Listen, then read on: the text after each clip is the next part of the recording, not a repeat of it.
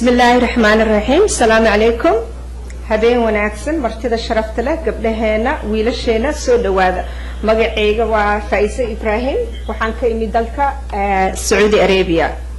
إنكستو أهارير من الصوتا ومدبضان أنكون نولا مقعيقي لي يقانين أوها آيان لكن دبضان فايسة يقانين ومهد سنتين كلين وادكم هتسنتيهين إن نجلس وقيب جشين حفلة دهفورك كعدون كسنان تجنسي الصوماليات وحن إذن بريا ولا شين لول حسن كلمية ونوقت ميدالك نوروي كان مده قبلها قبل قابية مناسبة آد كأبلعصن نلجوكتان لول وحي كلام تاي حريرين هنا عاوة بليس إلى السودوية لول قاع فرد مدنو دمان walaalyaal waxaan idin leeyahay marka hore assalaamu calaykum wa rahmatullaahi wa barakaatuh waxa sharaf weyn ii ah caawa inaan halkan isugu nimid mahadna Allah iska leh noo saamaxay anagoo bad qabna inaan caawa halkan wada fadhino midda labaad waxaan idinkaga mahad celinayaa waqtigiina aad soo horteen aad caawa maaragtay halkan inaan nala qaadataan dhacdadan munaasabadan taariikhiga ah dumarkii Soomaaliyeed ay isugu yimaadeen si ay u soo bandhigaan cududooda balse intaan hawshaas gelin waxaan rabaa inaan halka hore aan Ilaahay subhanahu wa ta'ala qolkiisa ku furano waxaan u yeerayaa Ahmed Ali Ulisow oo kulay reer Minneapolis adinka aad u taqaanaan qaliif dheer waxaan leeyahay ku soo dhawow mikrofoonka سوى القرآن الكريم كأنه غفره يا أيها الذين آمنوا اتقوا الله حق تقاته ولا تموتن إلا وأنتم مسلمون يا أيها الذين آمنوا اتقوا الله وابتغوا إليه الوسيلة وجاهدوا في سبيله لعلكم تفلحون يا أيها الذين آمنوا اتقوا الله وكونوا مع الصادقين يا أيها الذين آمنوا اتقوا الله وقولوا قولا سديدا يصلح لكم أعمالكم ويغفر لكم ذنوبكم ومن يطع الله ورسوله فقد فاز فوزا عظيما يا أيها الذين آمنوا اتقوا الله ولتنظر نفس ما قدمت لغد واتقوا الله إن الله خبير بما تعملون صدق الله العظيم صدق الله العظيم إلهي هنقو أنفع أبدا ما هتسنتا أدينا إلى أجر كاسيو قليف رجدنا أذكركي قبرنا أوليفتين هذا القرآنك taasi waxay muujinaysaa Soomaalidu sinaanteedu inay dhinac walba ku jirto ma aha inaan fartaagnahay insha Allah ta'ala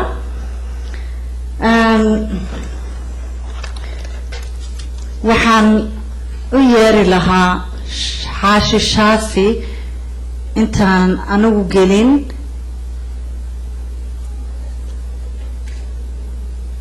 okay waan u soo noqon markaa إن شاء الله سيدا أن مركي هوريتو ماركتاي عن هذا الكماشي وقفوري عاول وحا سوكايا كينا وحيدا كعدون كان سنانتا جنسيغا الصوماليات وهيك سيجي سؤوية هاي ربتي وحيالا بدن أولا إذين شارحي دونا إن شاء الله لكن عن كسو كورو يمركو وقوه الرئيسة كو إن قبضها الصوماليات أي كل مدوغان ويميديسين هنالك كستيجوغان لكن عدودو إسوغو جيان لابو إن لو فولو قبلها الصومالية جد أسامحة هرمركا بالشدة يقرنك سيدا أغا قيب قارن لحايين سبح كبعنت يهرمرنت قبضة الصوماليات انتاس أولا ربا ماركت الشخص والبقو الصوماليات لب يلدك إن ايكا قيب قاتن سوتو بالشو والبو سيدان أغنهاي هدي أنك فيرين قيسك guriga reerka aabi iyo hooyo ayuu ka kooban yahay gurigii aabbuhu alla ka oofsado ama hooyadu ilmahaasu rajo ama agoon bay noqdaan sababta rajo ama agoon loo yiri waxbaa meesha ka maqan qarankii marka dumarkii markay ka maqan yihiin haddaba waa rajo hooyadii baa meesha ka maqan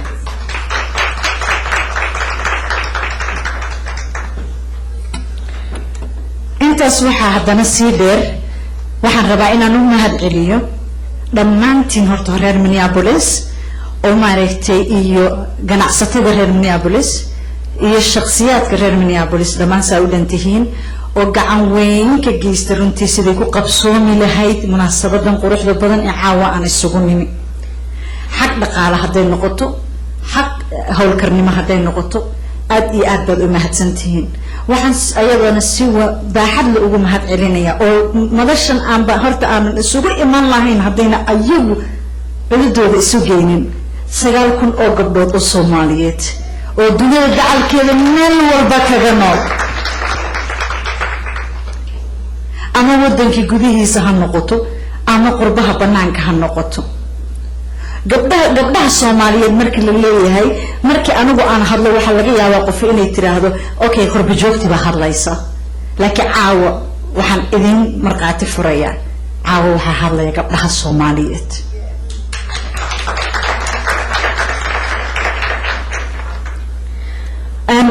هذا المركب برنامج أنا عايزين بعدين دونا ما نقدرنا يا هذا وتحلكي إن نسوي نكسر وجدتو أيام دونيا مركا عايزين كنا واحد إجازة عيد دونتان إن شاء الله تعالى سي قروح بدن سأسولف بعدين صوت فرق اللي قد فول ما دقدو سلا درادة وح عن رجينا يا برنامج كنا مركو نو بلاودو إلا مركو نو قدام ماذا إن عاد كده حشان وحمر الله وإذن سامحة inaad guryihii iyo ummadii aad ka timaadeen iyo kuwa aad xataa mustaqbalka la kulmi doontaanba taariikh weyn oo baaxad leh oo mugeeda aad wadiin oo u gudbisaan inay noqoto insha Allah taala marka anta baan kaga baxaya furaanta hadalka kadibna waxaan rabaa in aan u yeero Sheikh Abdulrahman Sharif si uu maaragtay noola wadaago doorka diinta islaamka iyo doorka dumarka ku soo dhawow Sheikh Abdulrahman والصلاة والسلام على سيدنا محمد وعلى آله وأصحابه وتبعهم بإحسان إلى يوم الدين السلام عليكم ورحمة الله مركة هراء إلهي ومهد سكاله سبحانه وتعالى مركة لبعض إلهي ومهد سكاله سبحانه وتعالى مركة صدحات إلهي ومهد سكاله سبحانه وتعالى مركة كلنا وحا مهدسن قبلها يهويوين كالصوماليات سواء أبابو لي برنامج كان isku soo dibariday isxil qaamay yiri qayb kamida oo muhiima ayaan awal ahayn haddana nahay laakiin hadda waxaan doonaynaa sidii hore si ka duwan aan ku dhigno way mahadsan yihiin idinka ka soo qayb galnaa dad mahadsan tihiin intaa kadib waxaan rabay inaan gabdhaha marka hore la kaftamo cabaar marka ugu horeysa waa sax sidaad barnaamijku soo abaabusheen waxaan islaa dadka la ka hormari doono oo markaan yara fahmo theme-ku meesha u socdaan haddi doonaa inkastoo yara fahamsanaya haddana theme-ka waxaan kaloo moodaya caawa dadka dhan ee meesha jooga inay dumarooda yihiin ya dadka dhan ee meesha jooga inay dumarooda yihiin caawa marka تأثيره وعيك لو يروي إن شاء الله تعالى. الساعة وقت الوفاة يجي استمر إن شاء الله بإذن الله. وحن دوني أنا نقي بهذا الكي هدي وقتي أنا هيستوي وفلان طور قيبات. مركا روحان ربنا نقي بيه قيب يروح ربعة. مركا حكتا وحن ربنا نكهد الله جددا حوق جدا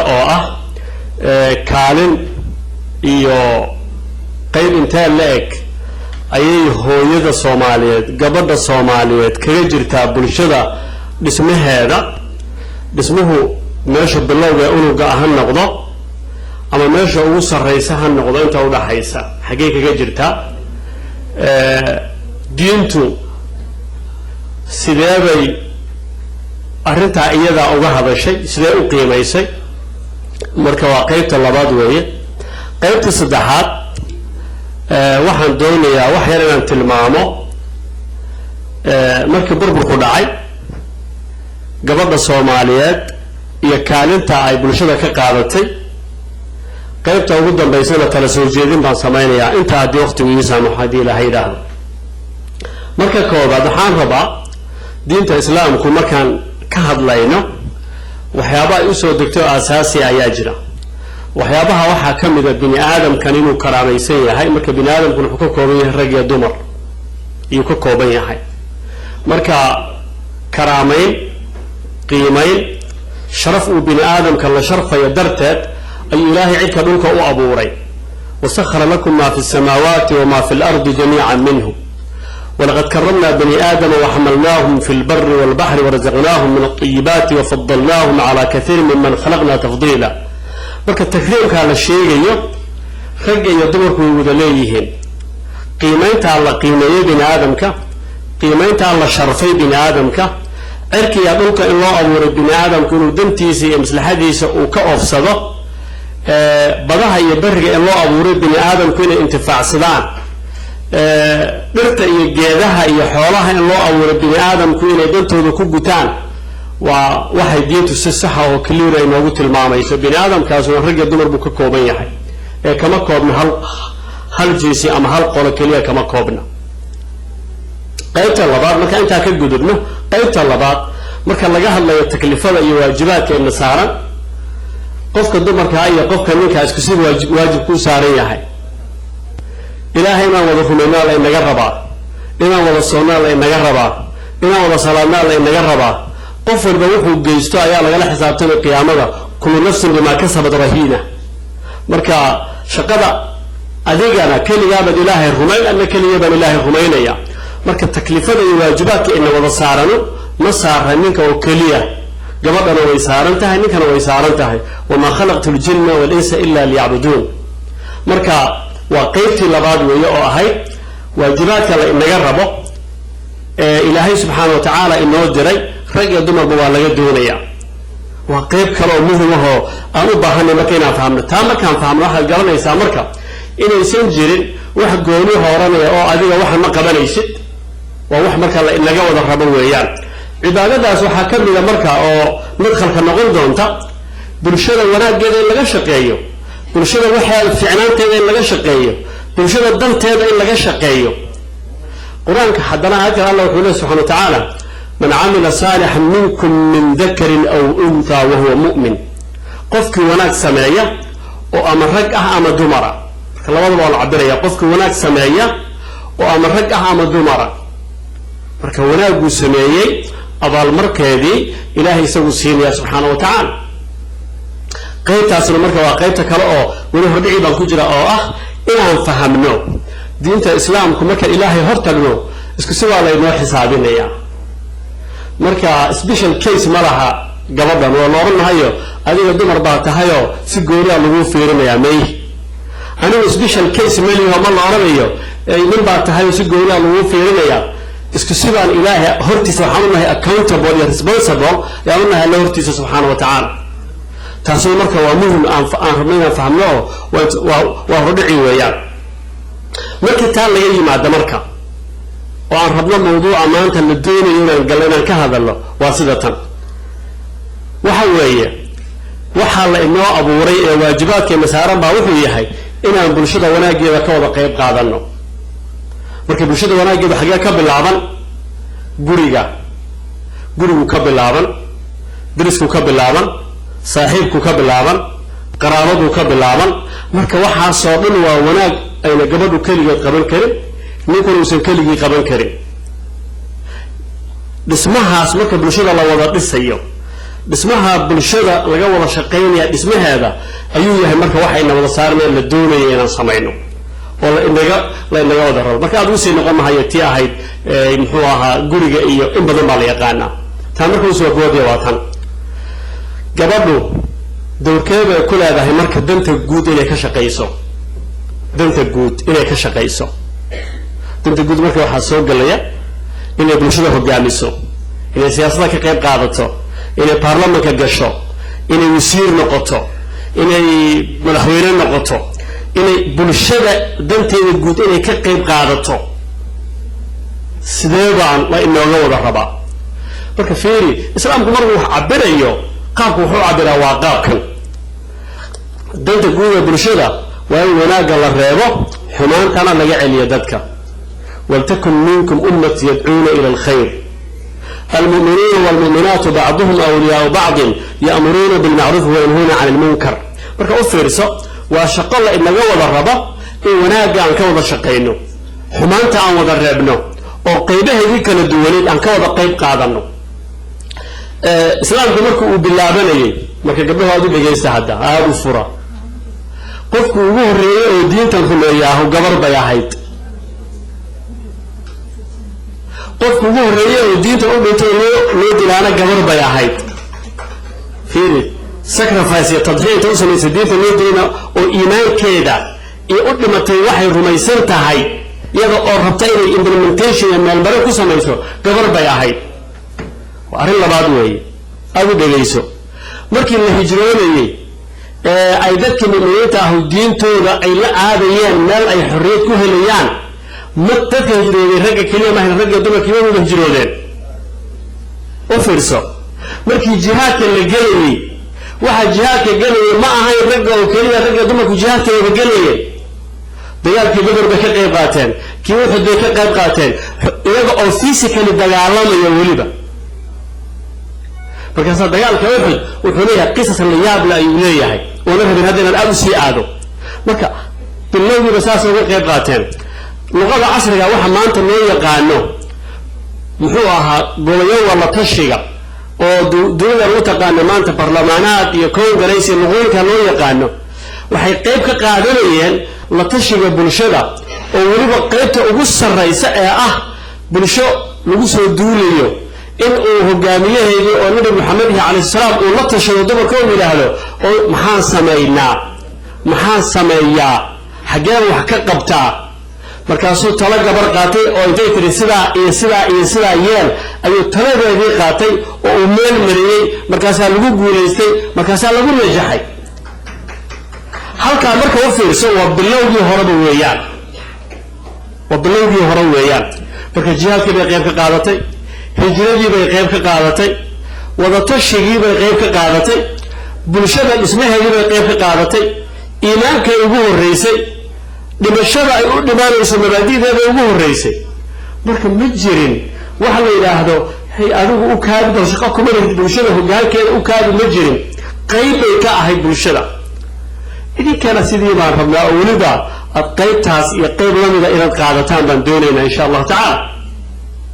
taas marka waa lubul mawduuc wey su-aasha kale imanaysa waa tan su-aasha kale aad imanaysa waa tan islaamku marka uu doonayo inuu qiimeeyo waxyaabaha la yidhaahdo qofka hoggaanka ah ma wuxuu ku qiimeynayaa labka iyo dhadiga ayuu wax ku qiimeynayaa oo wuxuu odhanayaa qofkanu waa dumar ama qofkanu waa nin mise wuxuu wax ku qiimeynayaa tilmaamo kale yaa ka jawaabaya marka waxaa ka jawaabaya islaamka laftiisa qur-aanka ilahay baa ka jawaabaya subxana wa tacala dhegayso nabiyullaahi yuusuf marka uu xil in loo dhiibo codsanayay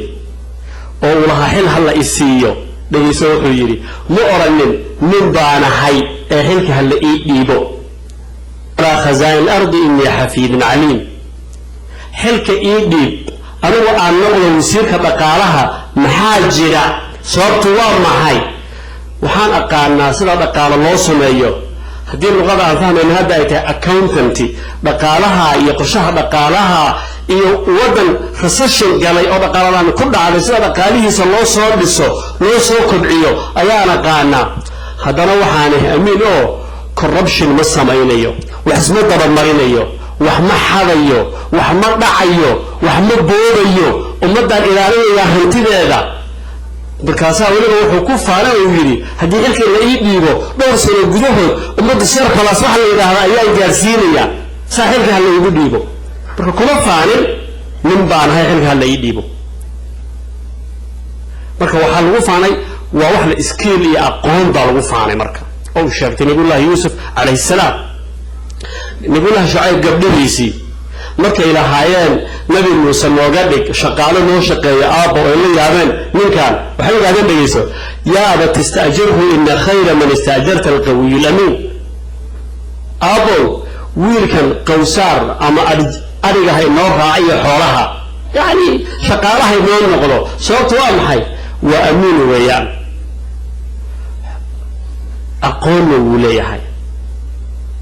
aqoonna wuu leeyahay waxaan doonayaa marka bini aadamka in lagu qiimeeya sidaa qur-aanku wuxuu inoo tilmaamay laba qisoo la yaab leh oo meeshan kusoo xidhi doono intaana taladaba bixin waa tana dhegayso qur-aanku nin fircoon la yidhaahdo ayuu ka sheekeeyey wuu dhaliilay dadnimo xumadiisa iyo fasaadkiisa iyo akhlaaq xumadiisa iyo suuna qiimo u lahayn ayuu ku dhaliilay qur-aanku gabar aan inagu magaceeda balqiisa dhahno ma ogu magaca in la yidhahdo ma huba laakiin gabarun bay ahayd yacni gabadhaasna qur-aanku wuu ammaanay wuxuu ku ammaanay dadnimadeeda iyo sharafteeda iyo la tashiga dadka iyo tixgelinta dadka iyo ixtiraamka dadka iyo qadarinta dadku ku ammaanay marka masaladu ishuugu ma aha lab iyo dhadig ee ishuugu waa maxay waa quality waa aqoon weeyaan dhegaysan marka fircoon marka gabadha laga sheekeynayay waa qisa dheer weeyaan qur-aanka in badan baad awood taqaaniin markii nabiyullaahi suleymaan uu u keenay hudhud baa wuxuu yidhi waxaan arkay qof dumara walahaa carshun cadiim boqortooyo weyn bay leedahay boqortooyo weyn iyo awood badan bay leedahay dadku waxay samaynayaan waxay caabudaan qoraxda iyo dayaxa la caabudaa dadkaasna soo arkay markaas nabiyullaahi suleymaan wuxuu damcay marka inuu tijaabiyo arrinteeda sax tahay in kaleeto waraaq buu qoray waraaqda wuxuu ku qoray بسم الله الرحمن الرحيم إنه من سليمان وإنه بسم الله الرحمن الرحيم ألا تعلوا علي وأتوني وقصة الرواية قالوا مركا وراقة أتمد بيسي مركا وحي سويسي ما هي قبل كلية تلسة دكتاتور شيب بيقيعب ما هي وحي سوية علي بلشدي بيسوية علي وحقرت لي بيسوية علي دكي بلشدي يا وحي قلت لي ما كنت قادعة أمرا حتى تشهدوا ما هي قف قوان سكاقة كلية وحا إنو تمد وراء هندادات من بي كتمد موغ وحو يحي مركا وحان دونيا إنا وضا تشنو إنا نسلحة دلو إنا نقوان وضا قارنو ساسا دونيا مركا قلبي أن نتشفق وحكو لهذا قالوا نحن مركا قاركو دحال إلى هذا وإن بدن رق وحيكو فانا مصر كيكو فانا مركا وحكو لهذا نحن أولو قوة وأولو بأس شديد والأمر إليك فانظري ماذا تأمرين سكرت أنا ربي كان الله لكن هذا وقت إنه سامحين هذا هذا أنا وحنا هذا الميليتريا أو ضد لا نهاي إلى الحب ضد نهاي قرآن كأبا إسكاله أنا هذا الناس أمر وانجلينا نكان يعكس صومرنا وفي سمركا مركا حكت سامي يليو ومدن بيتي القرآن هو أمانة مركا قبل أص فرعون محل هو أمانة مركا ما أريكم إلا ما أرى وما أهديكم إلا سبيل الرشاد ما علمت لكم من إله غيري إن ذلك أدوصني أو ذلك الأقابل وإن ما تشوعي وكل يتلس نقضي أي مركب محايكا وجيدان الربو وجيدان وحوي مسألة معها نم معها قصد مرة معها لب يددق معها مسألة وحوي أقوم إيا كرتي إيا ددنمو إيا أمانة ويا مسألة واسدة marka waxaan doonayaa taariikh wax badan bay sheegaysaa xaqiiqatan laakiin intaas waxaan inay inagu filan tahay ninbaa marka wuxuu qoray arrin la yaab leh markaan hadda qisada sheegaynay wuxuu yidhi ina alqisata laysat qisata unuuthin wadukura arrintu qisada lab iyo dhadig ma aha waxa weeye inaha qisatu akhlaaqin wa mawaahib nafiisa waa qadiyad akhlaaqeed iyo kartinimo weeyaan marka gabadhu hadday leedahay karti hadday leedahay aqoon hadday leedahay dadnimo ma waxaa la oranayaa bulshada ma maamulaysid kartidaada iyo aqoontaada iyo caqligaaga meel kuu maraysida fadhiisa maxaa jira waxaa tahay dumar arrintaas sax ma ahayn ujeedadu islaam ma aha marka waxaan rabnaa xaqiiqa ahaan quraanku sidaas u cabiraya taariikhdana wax fara badan oo kaleeto oo qisas oo la yaab leh yaa laga helaya waxa jirto kaleeto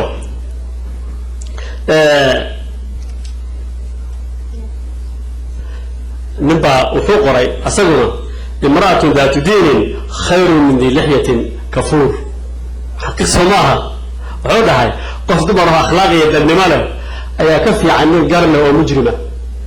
إنسان قوى قرنه مجرمين قبنا أنه مركة إنسان قبنا مركة أجيبه وحوية قف كان إيد النمالي سويا لكن إن بارها مركة بيهون عين الدهو الإسلام مظلوم وأنتم مظلومون إسلام هو ظلمين لهي إذن كنوا يا ظلمين فيهين بكينا إسلام يقول قرطاب الله ذكر رباعي وتقال الإسلام كيه أنك أقوله أنك مسلمين دين تهدي ويان يا إذنك إسلام كما ظلمين يا إذنك إسلام كما يا ظلمين يا نمبا ظلمين يا نمبا ظلمين يا وقتها حقنا وصلة مثل ما الدين ذاك كوجو رعيه أو كقرنيه كوجو النويان مثل ما عقد ذاك كوجو سريع وذاك كوجو تاي يديك كوجو بيا الناس أي مكان النويان مركب مشكلة مركب واحد وحقيقة أو نبأ إسلام كنا ظلمين هاي إذن كنا ظلمنته مركب إذن كنا إسلام كيني هايستا وحات الأعلام waxaan u baahannahay ummadda inaan badbaadino saa markayda ka rabno sidaa weeyaan sidaa ka doonayna daawo wali waxba ay haraya intaan doonaya marka waa intan ee muhiimka oo la yaabka markii la soo qaxay la burburay aadi dhiga Soomaaliyaalo waa intii aan lahaa waa qayb ka mid gabadha Soomaaliyeed marka qurbaha tagto ama Norway tag ama Denmark tag ama Sweden tag أما هولندا تك أما إنجليز كتك أنت عم ودتي أما واحد تكتا من الصورة يسود داكوتا ينور داكورا كولومبوس أوهايو واشنطن سياتل باستون ميلكالة أنت يكوك هلوانتي واحد المها قعنت جيلية سكول كمكا مركا نوية رمضوعها شرك والدك جيدية وهو يدا waxa dugsiga quraanka geynaya waa hooyada waxa bulshada kii hatta xagga ku haray xuduraya waa hooyada ragga siyaasadda isku diraya iyo qabiilka kuwa ilmahooda korinaya waa hooyada kuwa jaamacadaha ku jira waa gabdhaha kuwa kuleejada ku jira waa gabdhaha kuwa barafka arkaysa habeen barkii iyaga oo isbitaalka ka shaqeynaya waa gabdhaha kuwa marka leadershipka iyo hogaankii aan doonaynay oo dhab ah waa kaas gabadha inta samaysay miyay astaahilin inay hogaamiso si ay inooga saarto qabiilka iyo reebasha iyo qobqobka iyo garashada iyo baaba miyay astaahilin yani way astaahisha maxaa jira oo fiirso intaas oo dhan waxba been kuma darayo bulshada meel walba istaagto waxa taagan waa iyadii weeyaan meesha in badan oo ragga ka mid ah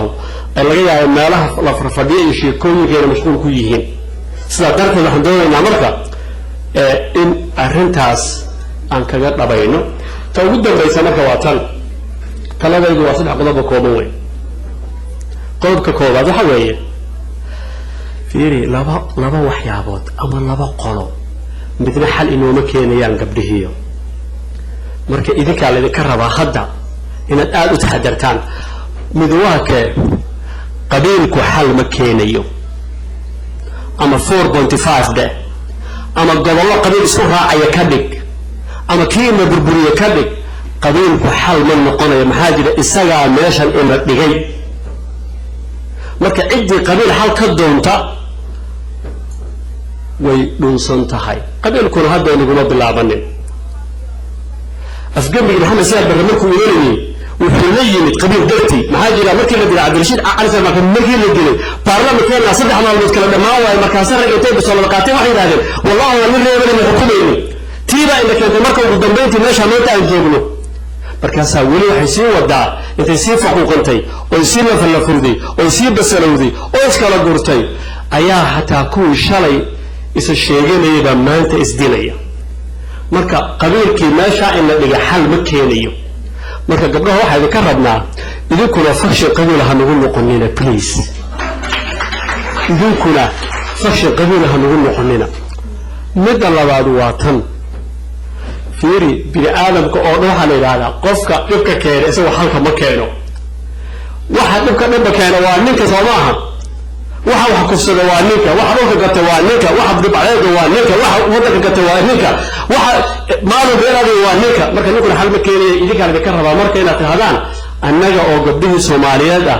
ayaa dalkan u maqan dadkan u maqan diintayada u maqan ummadayada u maqan annaga inaad dhahdaan baan rabnaa kana waa arrinta labaad weey midda saddexaad kale waa tan waxaan u baahannahay waxyaabaha aan ka baranay wadamadan ay ka mid tahay bini'aadamkoo la ixtiraamo bini'aadamkoo la qadariyo bini'aadamkoo la sharfo waxa wanaagsan corruption la'aanta transparency-ga inaan taan qaadno aan geyno inay leegtahay gabadhaydii weey marka gabdhahaygii baa tihiin waan idin qadarinaynaa waan idin ixtiraamaynaa waan idin sharfaynaa qiimaad leedihiin shalay baad lahaydeen daraad baad lahaydeen maantaad leedihiin waad yeelan doontaan laakiin waxaan rabnaa oo codsi naga ah inaan ka soo bilowno taariikhaha dadka wax sameeya waddanka Mareykanka ee gabadhu hadda ay madax tahay ama ordayso 100 sano waxa la yiraahdo suffrage movement oo ay dumarku sameeyeen baajirtooyada codayaan loo diidanaa 100 sano iyagu marka laftiisa muddo ku qaadataa rabaayo ayda yara daalin oo yara socotaan waxa kale muhiim ah inta markay sameeyeen ummadooda dhaqankooda diintooda way ilaalinayeen inaad dhaqankiisa diinta ilaalisaan taana waa wax kale oo maarmaan weeyaan ummadda identity-geeda iyo ummadda sharafteeda inaad ilaalisaan ummadda qiimaheeda inaad ilaalisaan taana waa codsi kaleeto weeyaan ugu dambeyntii diinku meel xun idinma dhigin diinku idinma necba diinku idinma takoorin diinku idinma riixin arrintaasu sax ma aha waxa laga yaabaa dadka qaar inay yidhaahdaan niyaa wadaadka miyuuna ogeyn xadiid waxaa digan inay gabadhu xilmo qaban karto waan ogahay xadiidkaasu gabadhoo dhan kama hadlaynine hal gabadhahoo fircoon oo kale ayuu ka hadlayay maxaa jira qofka xunu wuxuu yahay qiimo male qofku doonaya ha ahaado rag iyo dumarba sax marka hal gabadha oo xataa aabaheed dishay aabaheed ayuu ka hadlayay xadiidku aabaheed bay dishay markaasaa markii nabiga loo sheegay wuxuu yidhi lan yuflixa qawmun wallow amruhum imra'a qofka dadnimo xumo aabaheed disha iyo waxay ka qabto dhigicadnimo bulshada hogaaminaysa khayr uma soo wado dumar asa dumar lagama wadin marka arrintaasu sax ma aha waxa weeyaan dadaala socda waxqabta laakiin ha nagu noqonina fakshinada reehda. Assalaamu calaykum waraxmatullaahi wabarakaatuh.